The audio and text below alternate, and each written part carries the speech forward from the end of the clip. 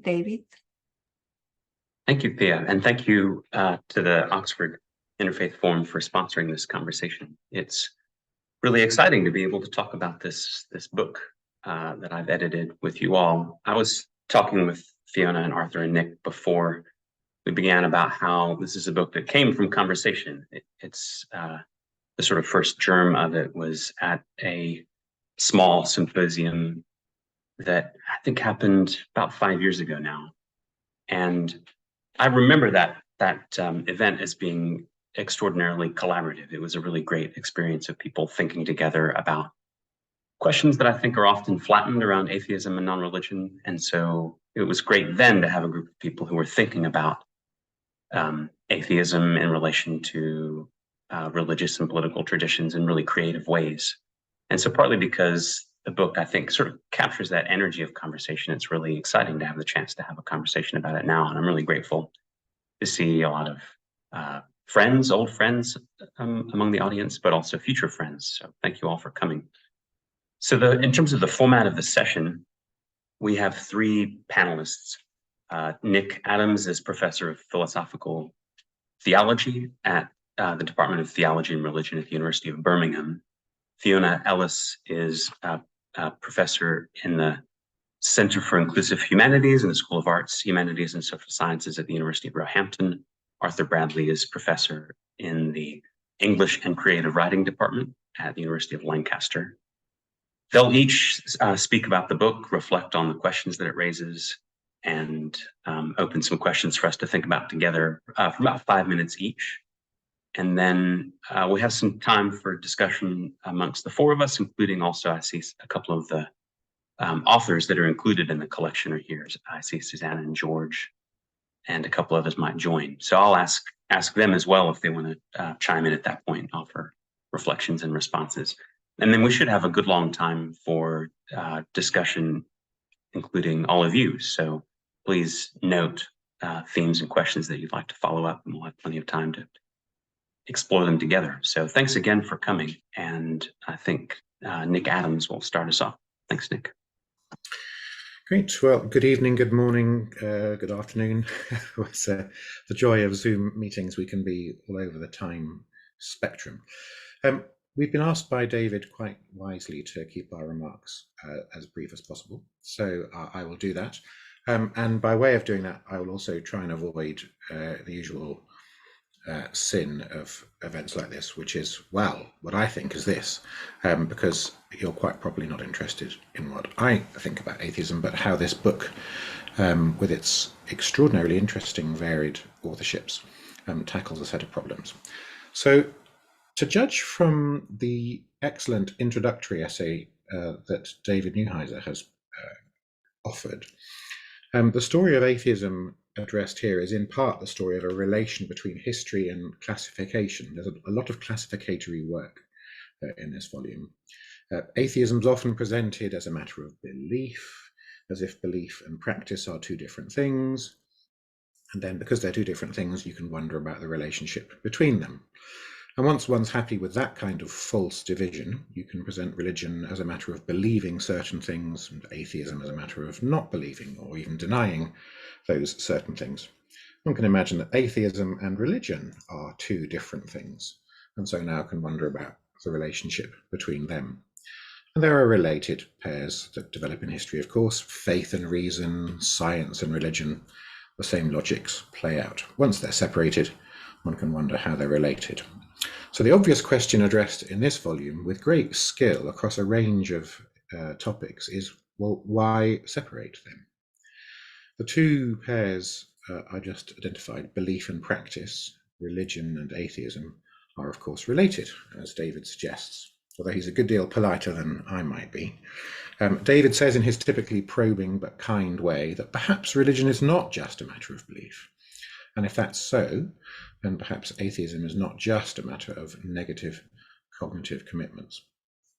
So David undertakes that genealogical enterprise in dialogue with the essays that follow, and its purpose is one of figuring out how things like belief came to be so dominant, how it is that religion is often presented as such a non-diverse phenomenon in contemporary atheisms, which we can pluralize, how atheist is a term for those who are dangerous to religious life in history, and so on. So I'm fascinated to find in this book a set of cures for certain forms of sickness. And I just list three of them. There are lots. The first is a tendency to reduce religion and atheism to beliefs. So the cure is to show the relation of belief to practice. Quite a number of essays do that. Second, a tendency to privilege rhetorical appeals to science in much atheism. And the cure for that is to engage in detailed historical inquiry, attentive to circumstances. Many of the essays do that. And the third is a tendency unwisely to engage in polemics at a time of pathological polarization. I say that with a special feeling today because the Church of England's synod is about to open tomorrow and it's going to be pretty unpleasant. So the cure for that is to lower the temperature. That's an expression which comes more than once, and discern what kinds of conversation might be possible. So in general, I see in this volume, in the essays by Mary Jane Rubenstein, Andrew Willis, Dennis Turner, Susanna Cicciati, Henning Tegtmeier, Delvin Singh, Vittorio Montemaggi, George Patterson, and Constance Fury, various attempts to take what has been oversimplified and to show its complexity, to take what is homogenized and show its variety, and to take what is exaggerated and to show its more subtle textures and colors. Of course, one or two of the contributors can't stop being polemical, but that, of course, is part of the rich tapestry of contemporary responses. Well, I wonder if part of what one sees here is a set of responses to certain kinds of historical anxieties over epistemology.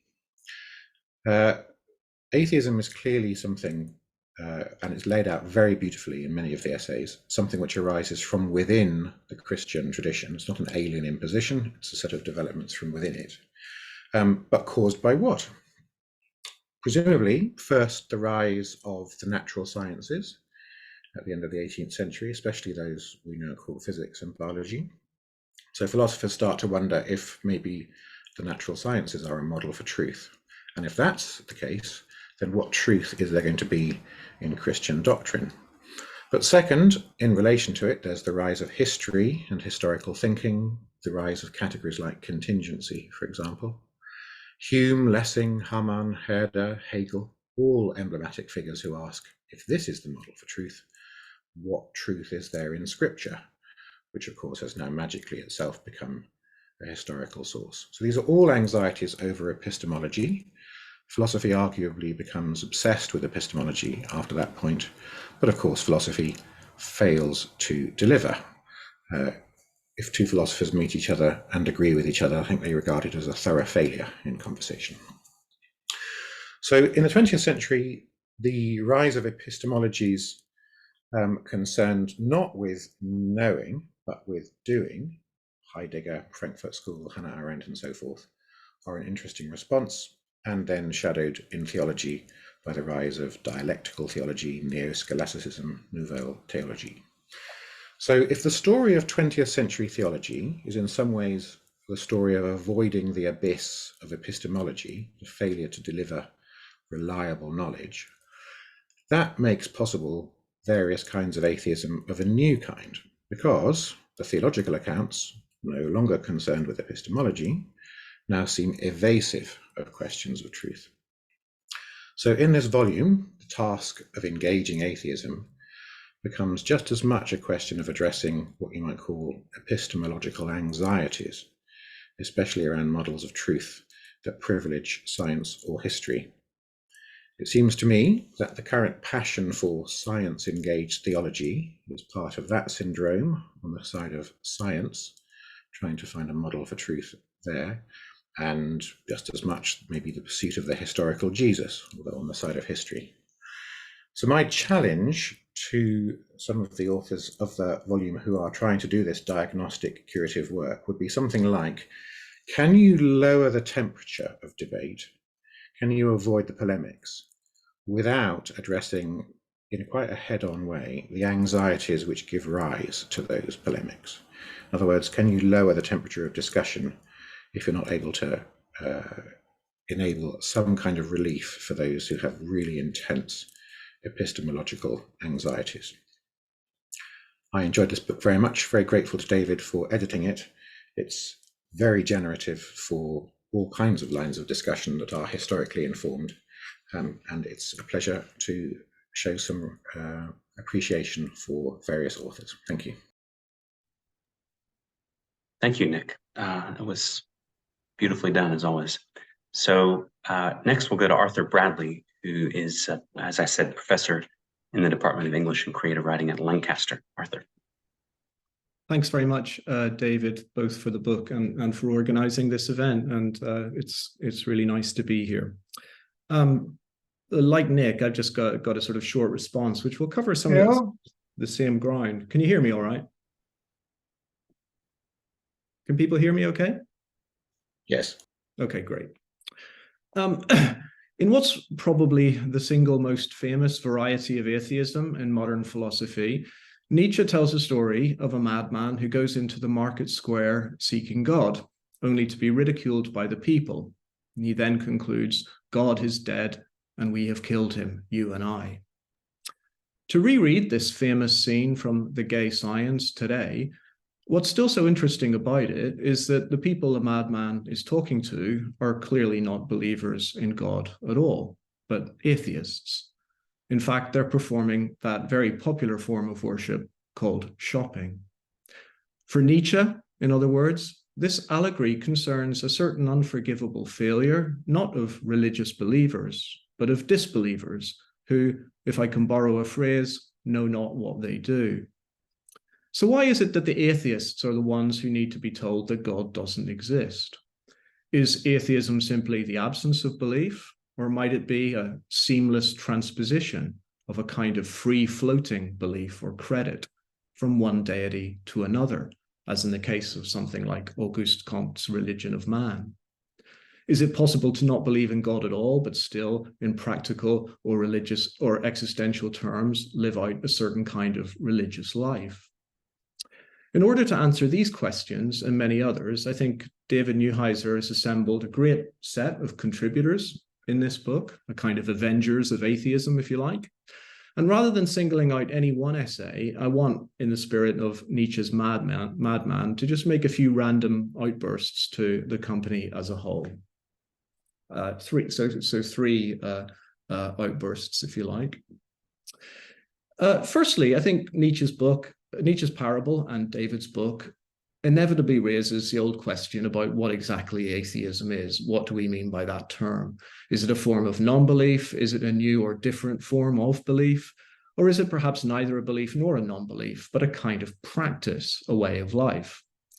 And to recall a conclusion of Dennis Turner's essay here, Nietzsche's goal is not to convince us that nominalism, for example, is philosophically true. For him, that was settled long ago, but rather to make us live out the consequences of our nominalism. Atheism, in this context, would be a form of life. If Turner's right, and I think he is, then it perhaps explains why the people in the marketplace do not hear or understand the madman's message. It's not so much that they know not what they do, as the other way around. They do not what they know. They don't follow the consequences of their non-belief in their way of life. And I'll return briefly to this question of theism and atheism as practice or forms of life in my conclusion. Second, though, I want to turn to what, with apologies to Karl Marx, we might call the Christian question, which I think also hangs over this collection. I was very struck by the fact that the bulk of the essays in David's book are speaking from and to the Christian tradition. And so, for better or worse, what we're dealing with here is a very Christian atheism. It may be that this is no coincidence because, as Devon Singh and many of the other contributors observe, Christianity and atheism's fates are historically and conceptually intertwined. To a certain strain of philosophy that runs from Hegel to Jean-Luc Nancy, Christianity is what Marcel Gauchet calls, quote, the religion of the exit from religion, the only religion that incorporates the death of its God into itself, and thus, perhaps, gets to preside over its own funeral. So I guess this also got me thinking about the relation between Christianity and atheism, and whether atheism may be, as Nietzsche suspected, might be Christianity by another name. In Nietzsche's parable, we find an echo of what another Christian atheist, Slavoj Žižek, and his famous critique of ideology holds, namely that ideology is a matter of practice rather than beliefs. The real problem is not that the atheists in the marketplace know not what they do, in other words, but they know very well, and yet do it anyway. In conclusion, this brings me back to where I started, and the question of why the atheists in Nietzsche's parable apparently are unable to accept, whether theoretically or practically, that God is dead. I don't think there's any less interesting question in contemporary philosophy or theology than what do you believe? It's a question I try not to answer when I'm asked it, and I'm generally suspicious of the motives of the people who do ask it of me in academic conferences. It's a question that often has a polemical bent to it. And after reading David's collection, I still have no idea about the religious affiliations of many of the contributors. I don't know who represents religion in this book and who represents the critics, for example. And I think, as Nick said, this is another thing that makes this a particularly impressive piece of work. It lowers the temperature in what I'm sure we can all agree is often a sterile and polemicized debate. To put my own cards on the table, though, I guess I would agree with many contributors here when I say that I think secular modernity's greatest triumph over religion has not been to render it unbelievable, but rather to turn it from a form of life into a question of more or less private belief. What we call religious belief may not be the opposite of atheism in this sense, but its secret sharer or twin. And finally, this leads me to wonder what, if anything, may remain of religion as a form of life today. And here too, Nietzsche's parable perhaps gives us an answer. If the people in the marketplace are still in some sense religious, it's not because they believe in God, but because they practice what might be the only remaining religion of the law that is possible today, namely the pagan cult that Walter Benjamin calls capitalism as religion. In order to worship at the altar of capital, after all, we don't have to believe or disbelieve in anything. We merely have to accept that there's no alternative, that we can only carry on doing what we do. And that's where I'll stop. Thank you. Thank you, Arthur. Beautiful and melancholy, just like Nietzsche. I love it. So finally, our third speaker is Fiona Ellis, who is professor in the School of Arts, Humanities, and Social Sciences at the University of Roehampton. Thank you, Fiona. Thank you so much, David, for inviting me to be part of this discussion and to be part of the original discussion in Rome that gave rise to this really important and interesting publication. So we're all familiar with some of the shortcomings of the atheism versus theism debates. They're confrontational, pointless, the warring factions never move an inch, and they're premised upon overly simplistic conceptions of the relevant positions, e.g. that theists deal in spooky metaphysics, that they just need to learn their science, that debate in question centers upon the concept of belief, and that theism and atheism can be defined in these terms. The theist believes in God, the atheist doesn't. This important book poses a real challenge to this narrative. First, it's non-confrontational and exploratory. The aim is open and constructive dialogue rather than exclusionary debate. Two, it rejects the assumption that these issues are best tackled in an ahistorical vacuum. Three, it makes clear that atheism is a complex phenomenon, that the really interesting stuff emerges only once we go beyond the arguments of the undergraduate atheists, as the philosopher Mark Johnston referred to those who think that it's just a matter of getting our beliefs in order and removing from our ontology this unnecessary and intellectually embarrassing presence, namely God. They're like Nietzsche's marketplace atheists, I think.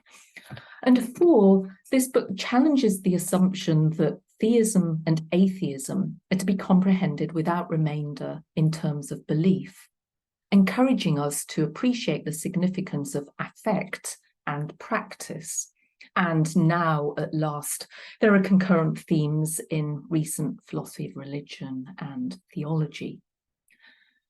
Towards the end of his introduction, David makes the intriguing and radical suggestion that atheistic affects and practices may be the cause rather than the effect of atheistic beliefs.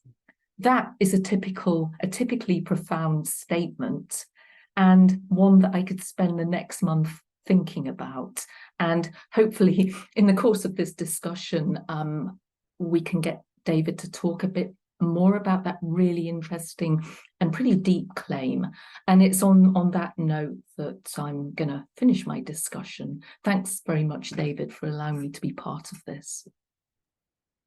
Thank you, Fiona. And thanks to all of you. I'm reminded of how much I appreciate the work that each of you do. And I'm so grateful that the three of you are part of this conversation, because I think you each work in ways that are really perceptive about religion, non-religion, and the condition of modernity, but in very different modes. And I appreciate the way in which your responses sort of capture the different ways in which the conversation embodied in this book can contribute to different conversations taking place in different parts of the academy. So I'm really grateful for that.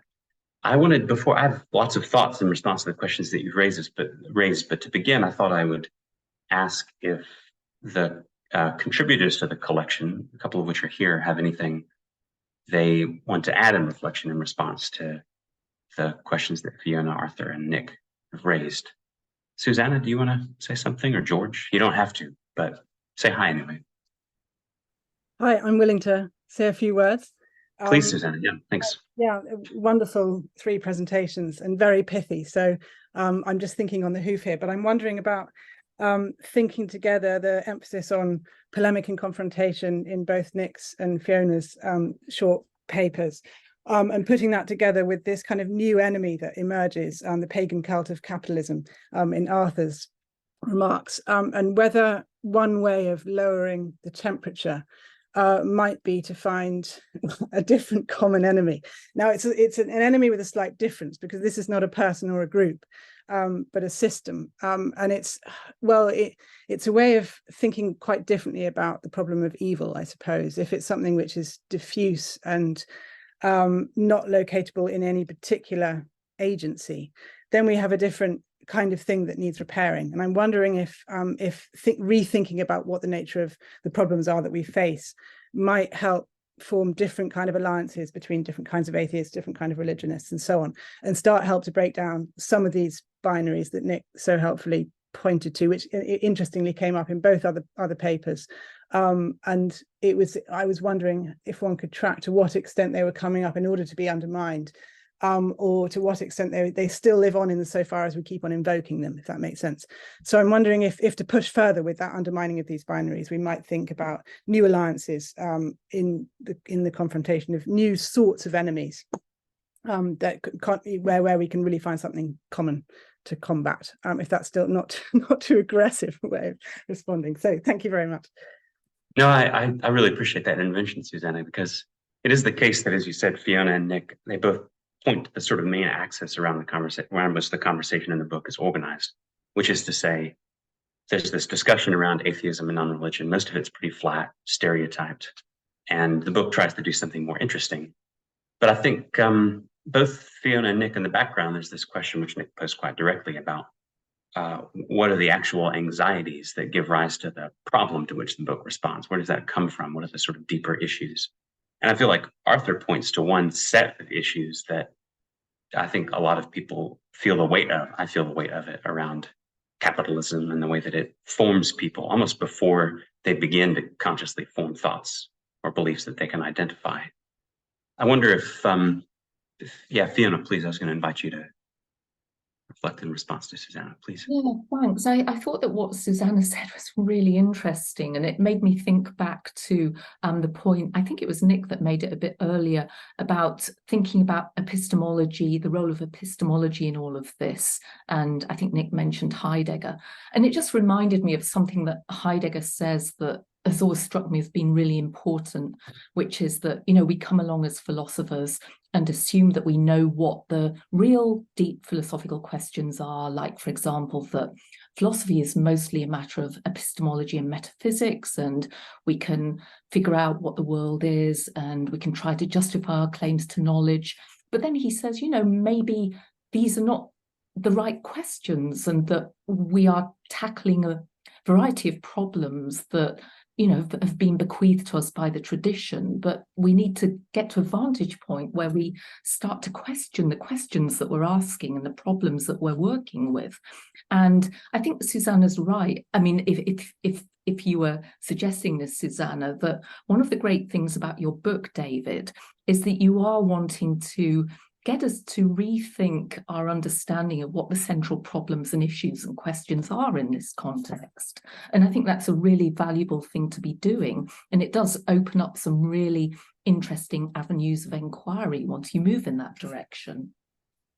So thank you, Susanna. That was a really, really helpful way into you know, thinking about the value of this book and the value of this discussion.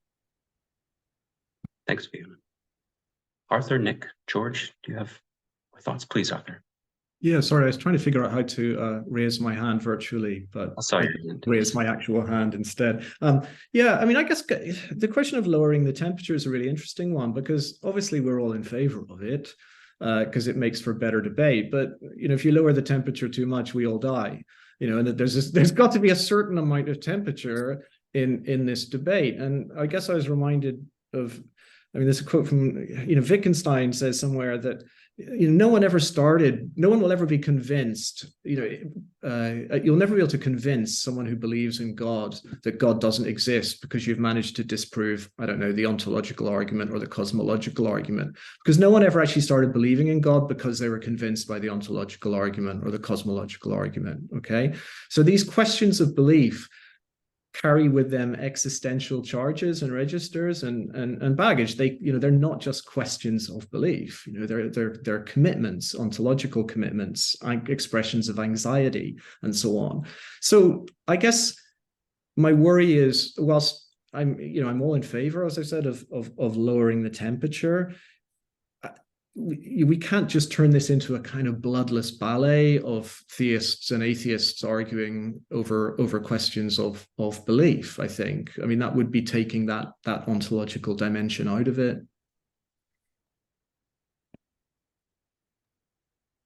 Thanks, Arthur. Yeah, I mean, I'm struck. You've made me realize that one of the things I'd hoped the book would do would be to lower the temperature in relation to some conversations that seem to me to be overheated in a way that causes them to malfunction. This polemic that gets traded about how theists are just irrational and atheists are immoral. I feel like both of those positions are motivated by a lot of heat, but they don't actually yield to productive conversation because they're not based on actual curiosity about the other people involved. But there are real issues, and I think this is one of the things Nick was pointing to. There are real anxieties, there are real problems that run deeper, and some of those things it's appropriate to have heated conversation about, I think. So I guess one of the things I hope the book would do would be to redirect attention away from issues that aren't the main issues, that we can think about questions around ethics, around politics, around practice that the three of you have gestured towards. So I appreciate the way in which you're pushing us to do that. We don't want this to be too nice, but it's just a question of what's really worth arguing about. George, do you want to come in? Yeah, please? I mean, I'm not sure about the capitalism thing. And it seems to me a much more plausible candidate is nationalism and the nation, which comes with powerful narratives and symbols that in a way capitalism doesn't today. And in my contribution, I was kind of playing around with an idea that I'm now much more convinced by. I think I put it in a very perhapsy way. And some of you will know the passage in Dostoevsky's novel, The Possessed, also translated Demons, where one of the characters says that he believes in Russia as a God-bearing nation. And he's immediately contradicted by his interlocutor, who says, so you're reducing God to nationality. He says, no, I'm raising the people to God. And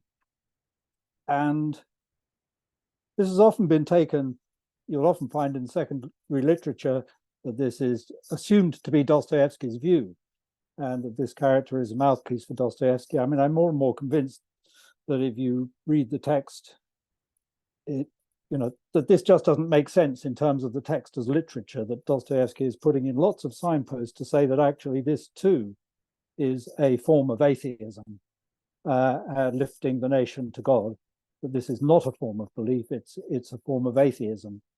And of course, it is a very powerful one. And obviously, in the particular case of Russia, where this, what the Orthodox bishops who are opposed to Kirill call ethnophilatism, raising the people to God, has terrible consequences in our time. I mean, a war in which probably over 200,000 people have been killed and no end in sight. But I mean, it's not only Russia. We've just had Remembrance Sunday in Britain, and whatever's to be said about that one way or another. And it seems to me a very powerful symbolic statement of how, in the kind of general haze, we debate about God, but I mean, on the whole, I think people have given up on the idea of personal immortality. But what one sees in Remembrance Sunday is how the nation, as it were, through its public symbols, its monarchy, its military, steps forward as it were as the guarantor of the immortal memory, the undying memory of those it selects for this honor. And that this too, obviously in a very different way from what's happening in Russia, but I think that also illustrates the way in which the nation has stepped into the gap, or is stepping into the ever larger gap left by the absence of God and the absence of religion. Of course, I'm speaking from a country where a majority of people now say they have no religion, and where the network of the national church in Scotland is basically completely collapsed, with a few exceptions in large urban centres. So it's pretty bleak on the religious landscape, that the nation is waiting in the wings. But whether it will be more benign than either capitalism or certain forms of the old gods is very dubious, it seems to me. Yeah, thank you, George. Do the three of you, plus Susanna, do you have thoughts about nationalism and capitalism you want to share? It occurs to me that in relation to this very interesting question of temperature that Arthur has raised, about the danger of being too cold or too hot, it seems like capitalism and nationalism could be seen to represent dangers on both sides, because nationalism as a force, when it's unleashed in populist movements, is obviously politics that runs real hot, and it can result in physical violence. But the thing that Susanna's comment makes me think that I worry about capitalism, and maybe it's something that reconfiguring the conversation around atheism and non-religion can encourage new alliances to form, is that in relation to capitalism, I feel like it works as a system of power precisely because it's dispersed and elusive. It's almost deadening in the difficulty of imagining an outside to it, because it's so encompassing, because it sort of works its way under our skin. So it seems like George has pointed to the sort of two poles of that problem in a way. Anyone have further thoughts before we open it up? Nick, please. Just to echo George's invitation to think more diagnostically about the role of nationalism. And I don't think you have to choose between nationalism and capitalism as problems. They're deeply intertwined. What's really striking is that the focus of a lot of atheist criticisms of religion strikingly fails to speak as analytically carefully as it ought to about the ways in which religious life is bound up with nationalisms and capitalisms of various kinds. If you make religion the enemy, you let nationalism and capitalism off the hook. And I think that if I want to forge a common enemy, it's anyone who wants to deny the ways in which these things are very, very closely bound up with each other. So yeah, very grateful to Susanna and George for pointing us along that route. And I guess the converse is true, that if you there's a certain sort of defensive religionist theologian that makes atheism the enemy, partly because it's an easier enemy to fight with than enemies like nationalism and capitalism. I mean, one of the things that Susanna's contribution to the collection does is to try to bring out the moral concerns that lie behind a lot of atheist critiques of religion, that some defensive responses on the part of theologians fail to appreciate. So there is a sort of moral concern that's there that we can recover. Arthur, did I see a finger from you?